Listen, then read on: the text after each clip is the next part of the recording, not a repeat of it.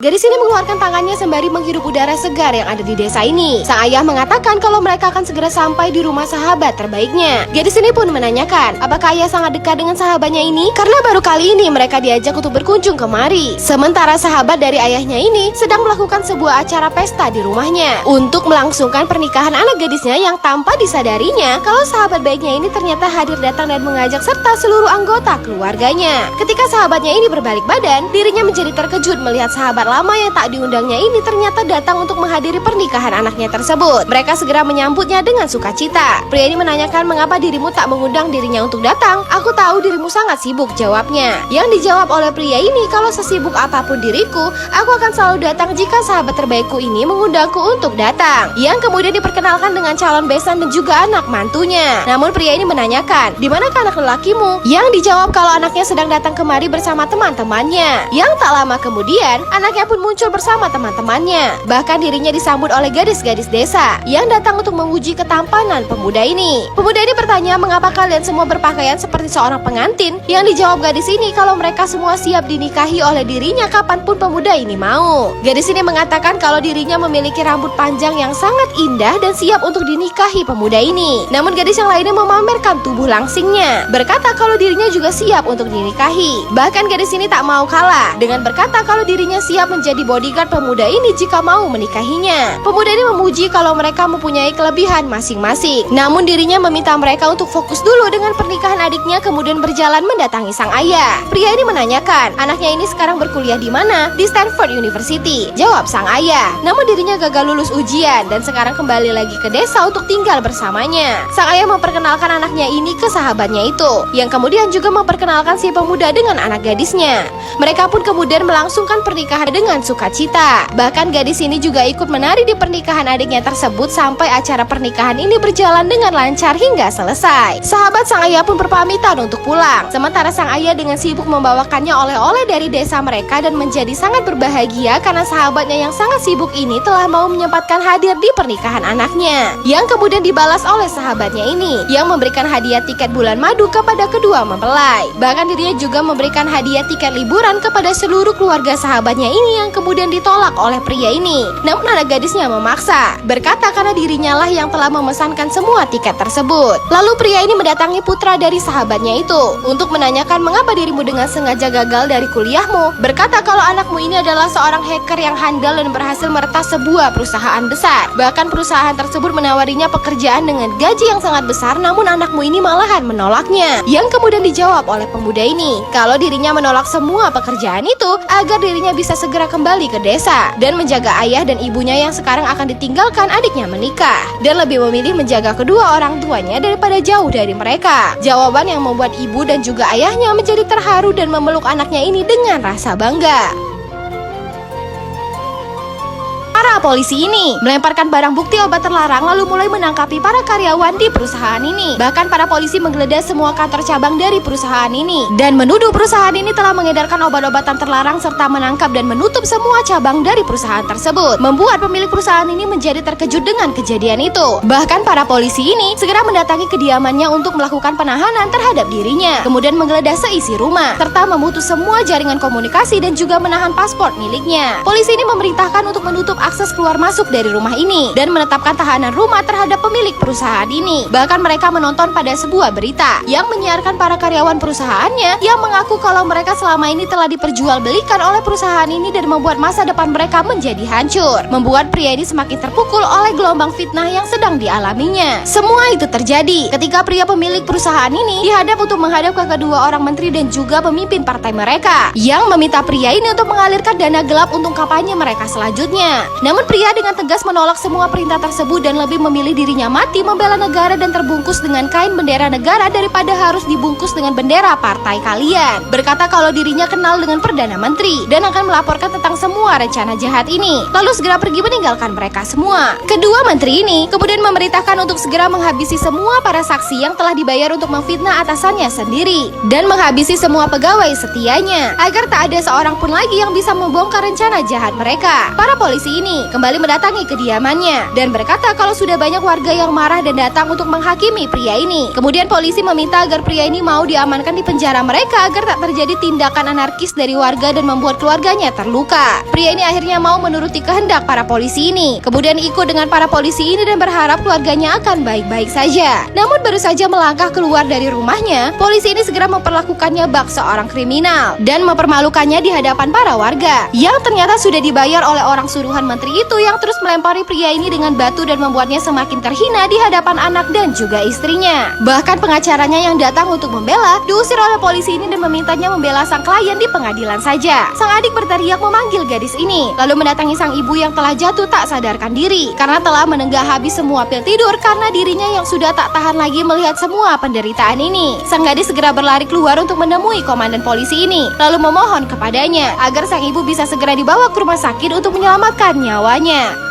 Anak menteri ini segera membawa anak gadisnya yang telah mereka sandera dan mengancam akan segera menghabisinya jika pria ini tak juga mau menuruti perintah mereka. Pria ini memohon agar anaknya dilepaskan, namun sang anak malahan dipukul dengan keras membuat sang ayah berteriak dengan keras dan terus memohon agar para polisi korup ini melepaskan anak gadisnya. Namun sang anak terus saja mereka siksa hingga membuatnya akan segera mati jika tak segera diselamatkan. Sang ayah kemudian mau menuruti permintaan mereka, lalu segera menandatangani surat yang menyatakan kalau dirinya telah bersalah dan siap bertanggung jawab atas semua kejahatan yang mereka tuduhkan kepada dirinya. Sementara tubuh anak gadisnya segera diseret keluar dari kantor polisi tersebut oleh anak buah sang menteri. Pengadilan pun segera digelar. Hakim menanyakan apakah pria ini mau menyampaikan pembelaan terakhirnya, yang dijawab oleh pria ini kalau dirinya siap menanggung semua kesalahan dan siap menerima hukuman mati yang dituntutkan kepadanya. Membuat kondisi anak gadis menjadi tidak stabil setelah mendengar siaran langsung dan televisi yang menyiarkan kalau sang ayah mau mengakui semua kesalahan yang dituduhkan terhadap dirinya. Sementara pengacaranya memohon agar pria ini mau melawan dan mengatakan yang sebenarnya agar dirinya tak dihukum mati. Namun pria ini menolak karena dirinya lebih mementingkan keselamatan keluarganya dan akan menanggung hukuman ini. Sementara menteri yang telah membuatnya di penjara sedang berbahagia karena melangsungkan pernikahan anak gadisnya. Putra dari sahabat menterinya pun datang lalu menanyakan di manakah ayahmu, yang dijawab kalau ayahnya sedang sibuk dan mengirim dirinya untuk mewakili hadir di sini. Lalu pamit untuk bertemu dengan anak gadisnya yang segera menikah hari ini. Namun beberapa saat kemudian dirinya mendapatkan kabar kalau anak gadisnya telah melarikan diri bersama putra dari sahabat menterinya tersebut dengan menggunakan helikopter yang dibawanya, membuat menteri ini menjadi malu di hadapan semua tamu undangan, lalu memarahi kakaknya yang telah tak becus menjaga keponakannya yang akan segera menikah. Pertengkaran di antara mereka pun terjadi, namun menteri ini segera mematahkan leher kakaknya sehingga membuatnya seketika tewas, lalu kembali keluar untuk menemui para tamu undangan dan mengatakan kalau pernikahan yang diadakan hari ini telah dibatalkan karena dirinya yang sedang berbela-sungkawa atas kematian mendadak dari sang kakak yang meninggal karena serangan jantung. Padahal dirinya melakukan semua ini agar dirinya tidak menjadi malu karena anaknya gagal menikah karena diculik oleh putra dari sahabatnya sendiri. Sementara di rumah sahabatnya itu sedang didatangi oleh seorang pria yang meminta bayaran lebih atas semua tindak kejahatan yang telah dilakukannya untuk membantu menteri ini. Namun karena tak sudi dirinya diperas oleh orang lain, menteri ini segera memerintahkan agar para polisi ini segera menghabisi pria tersebut karena telah lancang mengancam dirinya. Namun tak lama kemudian, sahabat menterinya menelpon untuk mengabarkan kalau putra menteri ini telah berani menculik anak gadis yang akan dinikahkannya hari ini, lalu mengancam akan membunuh putranya tersebut karena telah berani mendatangi rumahnya dan membuat dirinya malu di hadapan semua orang. Namun bukannya menyalahkan putranya sendiri, menteri ini malahan balik mengancam kalau dirinya akan menunggu kedatangan sahabatnya tersebut dan balik mengancam kalau dirimulah yang dirinya habisi dan tak peduli lagi dengan persahabatan mereka. Pembunuh bayaran ini segera menelpon salah seorang rekannya agar bersiap untuk menyuntikkan obat di tangannya pada beberapa sapi di acara festival ini agar dirinya dengan mudah bisa menembak mati seorang menteri yang menjadi target incaran mereka. Menteri ini pun sampai ke lokasi perayaan. Anaknya memperingatkan agar sang ayah untuk lebih berhati-hati ketika sedang berada di ruangan terbuka. Namun menteri ini meminta anaknya untuk tak terlalu khawatir dan bergegas masuk untuk mendatangi acara. Sementara pembunuh bayaran ini telah bersiap dengan senjata laras panjangnya dan mulai membidik sasarannya ke menteri ini yang sedang membuka acara tersebut. Sapi-sapi mulai dihadirkan ke tengah acara. Sementara para penjahat ini segera bersiap untuk menyuntikkan obat mereka. Namun ketika akan memulai menyuntikkan obat tersebut, tiba-tiba salah seorang penjahat ini diseruduk oleh sapi ini yang dikendalikan oleh si pemuda yang datang ke tengah acara bersama sapinya. Bos penjahat ini menelpon anak buahnya untuk segera menyingkirkan pemuda tersebut yang telah berani menghalangi rencana pembunuhan mereka. Yang kemudian mereka pun segera maju menyerang. Namun dengan bantuan sapi yang dibawanya, pemuda ini bisa menghajar mereka semua dan membuat para penjahat itu jatuh tak berdaya. Menteri ini menanyakan siapakah pemuda itu.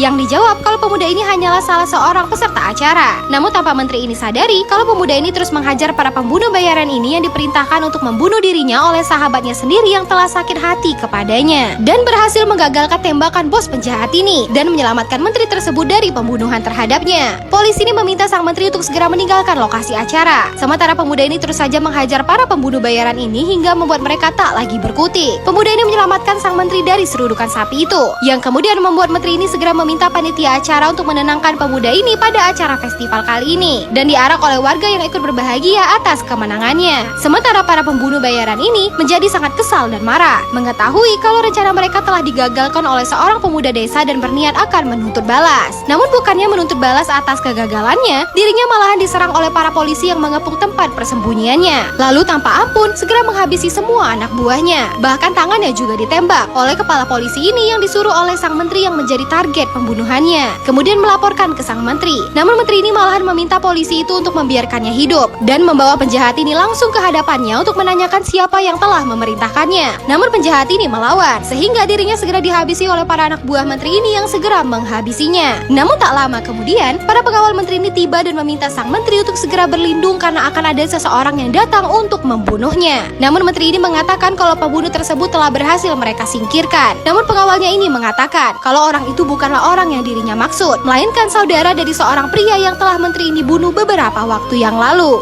Gangster ini berjalan menuju ke rumah seorang menteri untuk membebaskan anak gadis milik bos mereka. Namun di tengah perjalanan mereka, tiba-tiba ledakan terjadi pada mobil yang ditumpangi oleh anak buahnya, membuat semua anak buahnya terpental keluar. Bahkan mobil itu pun terlempar dan menghantam tubuh bos gangster ini, yang menjadi kebingungan dengan siapa pelaku semua ini. Yang tak lama kemudian, seorang pria segera datang dengan menaiki traktornya, lalu berputar-putar di hadapan bos gangster ini dan mulai menunjukkan kepada bos gangster tersebut dengan siapa mereka berhadapan. Para gangster ini bersiap dengan senjata mereka. Sementara pria ini segera melompat turun dari traktornya dan bersiap menerkam mereka semua layaknya seekor singa yang sedang lapar. Lalu segera maju menyerang untuk menghajar satu persatu para anak buah gangster ini. Lalu menatap tajam ke arah bos mereka yang berusaha dengan keras minta segera dibebaskan oleh para anak buahnya. Pria ini terus maju mendatangi mereka, lalu meninju terjatuh salah seorang dari mereka. Dilanjutkan dengan menendang para gangster ini yang berusaha untuk menyerang dirinya dan berhasil menjatuhkan beberapa orang dari mereka. Melihat seseorang yang maju menyerang, pria ini segera melompat untuk menghadangnya, kemudian menghempaskan tubuhnya jatuh ke tanah, lalu menghajar beberapa orang yang lainnya dan berhasil membuat mereka semua terpental ke belakang. Pria ini kemudian mengangkat sebuah sepeda motor, lalu segera melemparkannya ke arah para gangster ini sehingga membuat bos mereka menjadi semakin terjepit pada mobilnya. Kemudian segera mendatanginya dilanjutkan dengan membebaskan bos gangster ini dan menantangnya untuk segera keluar dan bertarung melawan dirinya. Pria ini kemudian mengambil sebuah senjata dan bersiap untuk melawan bos gangster ini, lalu segera menghabisi kedua orang anak buahnya yang mencoba untuk melindungi bos mereka. Melihat pria ini yang semakin sulit untuk mereka kalahkan, para anak buah bos gangster ini segera maju dan mengepung pria ini secara beramai-ramai. Namun satu persatu dari mereka malahan dibuat tak berdaya oleh pria ini yang semakin menjadi-jadi, membuat para anak buah gangster ini mulai menjadi gentar, lalu segera mencoba kabur dari kejarannya. Namun pria ini terus saja mengejar mereka. Sementara bos gangster ini segera membututi pria tersebut dan berencana akan menghabisi dirinya dari belakang. Namun ternyata pria ini segera melompat dan segera berbalik badan, lalu segera memenggal kepala bos gangster tersebut, lalu segera berjalan pergi meninggalkan anak buah bos gangster tersebut yang semakin ketakutan kepadanya. Pria ini kemudian mendatangi rumah menteri itu dengan menggunakan traktornya. Sementara para pengawalnya segera bersiap siaga menodongkan senjata mereka ke pria ini yang kemudian turun untuk bertemu dengan bos mereka, untuk bertemu langsung dengan dirinya dengan pengawalan super ketat. Menteri ini kemudian bertanya, "Mengapa dirimu membunuh orang suruhannya?" Yang dijawab oleh pria ini kalau dirinya tak peduli orang tersebut anak buahnya siapa, dan beralasan kalau orang itu terbunuh oleh tangannya karena dirinya yang telah berani menggoda adik iparnya. Mendengar alasan itu, menteri ini segera mengambil kesempatan dengan menceritakan kalau anak gadisnya juga telah diculik oleh putra dari sahabatnya, lalu meminta pria ini untuk membawa kembali anak gadisnya itu dan berjanji akan membagi setengah dari kekayaannya untuk pria ini, yang kemudian langsung disetujui oleh pria ini, yang mengatakan kalau dia akan segera mendatangi ke rumah menteri sahabatnya itu dan membawa anak gadis pulang ke rumah ini. Sebuah ledakan hebat terjadi sehingga membuat menteri ini menjadi terkejut melihat melihat kemunculan pemuda ini yang datang ke rumahnya untuk membunuh dirinya. Pria ini membawa 2 buah granat di tangannya. Kemudian dengan santai, pria ini berjalan maju mendatangi menteri ini yang mulai teringat kembali kepada pemuda ini, yang kemudian segera melepaskan pin dari granat tersebut untuk meledakkan pos penjagaan para pengawalnya. Kemudian melumpuhkan salah seorang pengawalnya. Dilanjutkan dengan memukul tubuhnya hingga terpental menghantam para pengawalnya yang lain, membuat menteri ini menjadi semakin ketakutan. Para pengawalnya yang lain segera maju secara bersamaan untuk menghentikan pria ini. Namun hanya dengan dorongan bahunya, pria ini berhasil menjatuhkan anak buah menteri ini terpental jatuh menghantam dirinya. Pria ini terus saja maju, kemudian segera bersiap dengan mengepalkan tangannya. Dilanjutkan dengan memukul para anak buah dari menteri ini yang hanya bisa terdiam, memandangi semua anak buahnya yang dengan mudah bisa dikalahkan oleh pria ini yang berhasil membuat anak buahnya tak berdaya. Kemudian mengangkat tubuh salah seorang dari mereka, lalu menghempaskan tubuhnya ke lantai sehingga membuat anak buahnya yang lain jatuh menghujam tanah. Menteri ini mencoba menggertak pria tersebut, yang mana hal itu malahan membuat pria ini semakin bersemangat, lalu segera mengambil sebuah balok kayu dan menghantam terjatuh para anak buahnya, membuat nyali menteri ini menjadi ciut dan membuat menteri yang menjadi musuhnya tersebut menjadi semakin bersemangat. Polisi ini menodongkan senjata ke kepalanya, namun dengan cepat pria ini segera merebut pistol tersebut, lalu menghabisi polisi ini dengan tembakan bertubi-tubi ke arah tubuhnya. Dilanjutkan dengan melumpuhkan beberapa polisi lagi yang mencoba menghentikannya. Anak menteri ini kemudian maju dan berhasil memukul pria tersebut. Namun setelah menjatuhkan beberapa orang pengawalnya, pria ini segera berbalik badan untuk balas memukul anak menteri ini hingga tubuhnya terlempar ke belakang. Yang mana hal itu membuat anak menteri ini menjadi semakin kesal, lalu segera mencabut besi dari rongsokan sebuah mobil.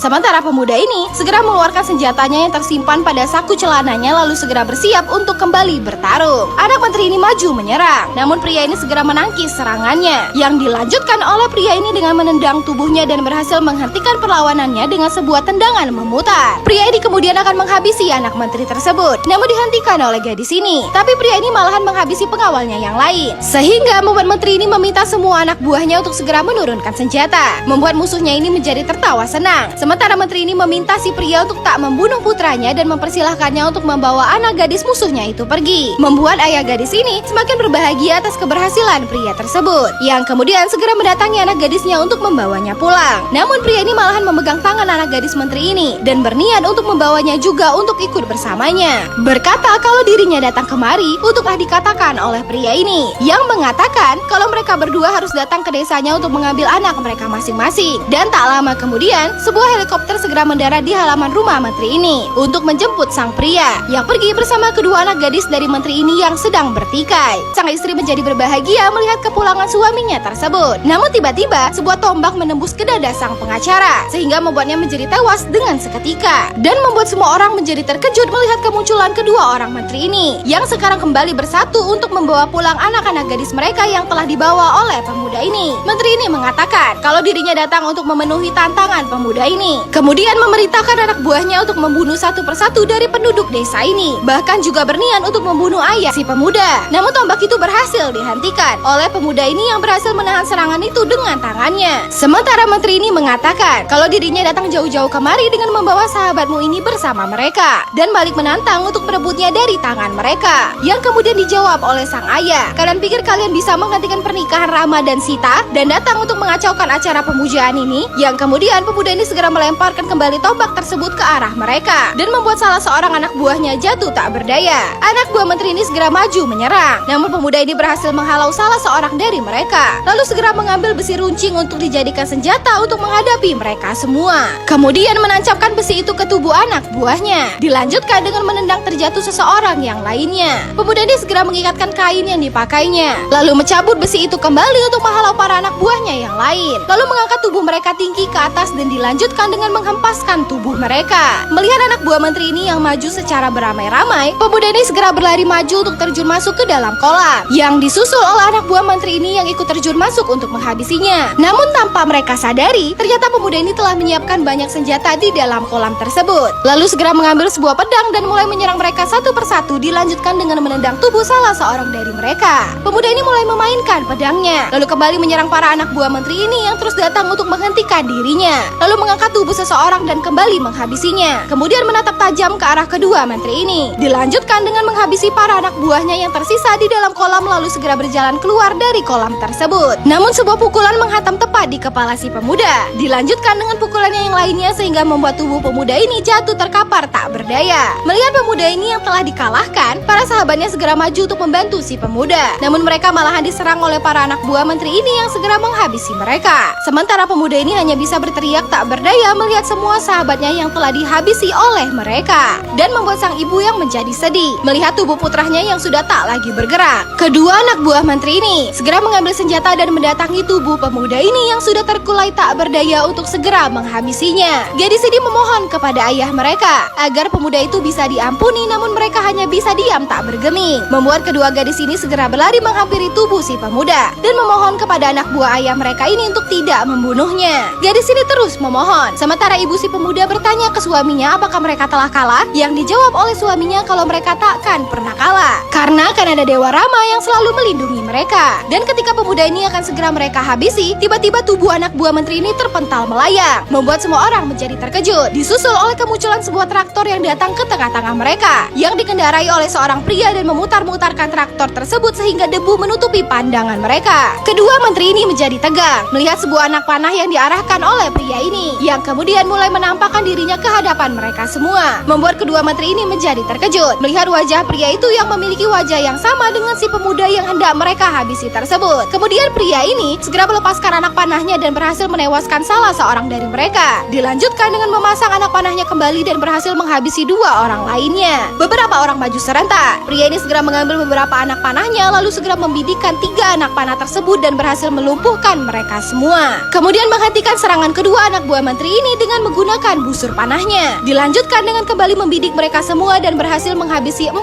orang dari mereka. Menteri ini bertanya ke rekannya, bagaimana kedua orang ini bisa memiliki wajah yang sama dan menanyakan apa hubungan di antara mereka berdua. Yang kemudian gadis ini segera muncul dari belakang si pria, membuat sang ayah menjadi terharu mengetahui kalau anak gadisnya masih hidup, lalu segera memeluknya. Menteri ini memerintahkan anak buahnya untuk kembali menyerang. Menyadari musuh yang datang dari segala penjurunya, pria ini segera mengambil anak panahnya yang tersisa, lalu kemudian segera berlutut sembari membidikkan anak panahnya tersebut mengarah ke atas, layaknya seorang Dewa Rama, lalu melepaskan anak panah itu sehingga memutuskan kabel listrik yang mana hal itu berhasil menghalangi para musuh-musuhnya. Kemudian dilanjutkannya dengan membelah busur panahnya sehingga menjadi 2 senjata dan kembali bersiap untuk menghadapi mereka semua, lalu segera berputar untuk menghalau semua para penyerangnya. Dilanjutkan dengan menghabisi semua anak buah menteri ini yang tersisa. Melihat kedua tangan kanan menteri ini yang akan menghabisi keluarga tersebut, pria ini segera berlari sekuat tenaga untuk mengejar mereka, lalu segera melompat dan berhasil menghentikan langkah mereka berdua. Melihat tangan kanannya yang telah dihabisi oleh pria ini, kedua menteri ini segera maju menyerang. Namun tentu saja mereka dengan mudah bisa dikalahkan oleh pria ini dan film pun berakhir.